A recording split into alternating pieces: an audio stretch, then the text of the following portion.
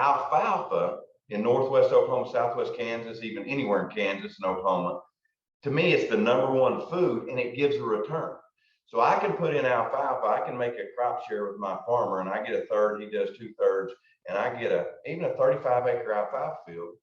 Well, that alfalfa is good from then on, and I'm getting a return on it. And so my first thing I ever do, especially in those 2 states, is I put in alfalfa. Just recently, I got back, if you follow me at all, some of these deer I've shot on the Wallahatchie, shot my 200 on the Wallahatchie, then it sold. I didn't have it for a while, and now I partnered back up and we rebought that thing, 5,300 acres up there on the Kansas line, and it was run down. And the first thing I did is go in and put alfalfa in. I mean, one question I got years ago, they asked me, said, Jeff, how do you grow all those big deer? And the truth of the matter is, I think I muttered up something. I don't even remember my answer, but I don't even know if I knew what I was talking about. But I got to thinking about it. I thought, how do I grow all them big bucks? And then I realized I don't. I steal them. I put in 80 acres of alfalfa. I put in another 50 acres of wheat right there. Grab a big cow feeder and fill it up with corn, and then leave it alone. And then all of a sudden they just come. You can't run them deer out of there if you try it, because there's no other green. And then all of a sudden those deer get there, and then those bigger deer stay. They find security, they find food, and then they winter there, and you have them. And I know I'm getting in a real broad deal, but I just kind of wanted to paint the deal, kind of how I start things. That was an excellent answer. You first of all, you hit a couple things there. Being the outlier in the neighborhood, right? You're being the shining star versus your neighbors.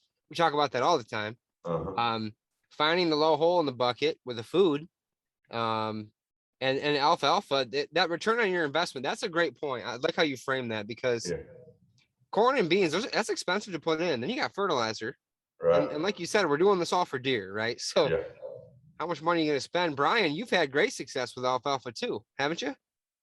Yeah, both in Ohio and Pennsylvania. Yeah, it's a deer magnet all the way up until the frost kind of puts a stop to it. But we've had deer feeding on it up into the rut. So it works great. Well, a lot of times, Brian, I do too, is come in and drill no-till wheat right in it, in that latter part. Like say in the next 10 days, I might do that with some of mine. Down here, I probably don't get as cold as quick as you do. I mean, my alfalfa will stay a lot of times it might even get through the first freeze and wait till a harder freeze. And so it might still be deer coming to it pretty good till December 1st.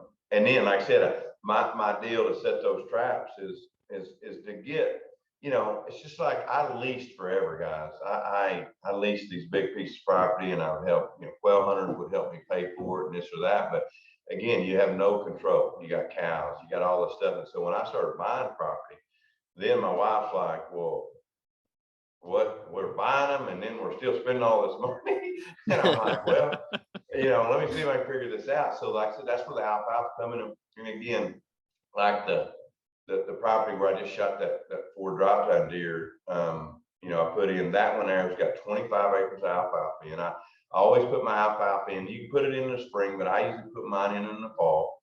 And a lot of times the first plant, I will plant wheat with it, kind of as a protection. And that way, even if I buy a piece of property, instead of having to wait a full year to get a benefit, I go ahead and put wheat with it. So I do get the benefit of deer coming to the wheat that year. And then the next year, obviously, I got the alfalfa, but that's what I did with that. I got 25 acres of alfalfa. I was real, planting head feed and switchgrass, and even using bales of hay and sticking bales of hay. I mean, I'm talking about buying bales of hay, going around and finding a bale of hay, seeing a whole deal where a farmer ain't using, say, how much you want for that? They're like, dude, that hay ain't no good. I'm like, dude, I'll give you $10 a bale for it. And then load that hay up and take and block a deal where they can't see into your alfalfa from a road or something, using switchgrass for that and stuff like that. And then I plant milo with head feed, and then soybeans and corn as well, not big things, but just my idea is food. We can talk about security, you can talk about all that other stuff, but food. that's kind of my secret in a sense. That isn't a secret. But you know, because I have these field producers with me, and they're like, well, what else? You know, and you know, we do water, we do different things there in Kansas, but the main thing is food, and then picking spots to hunt them and not bust them out of there.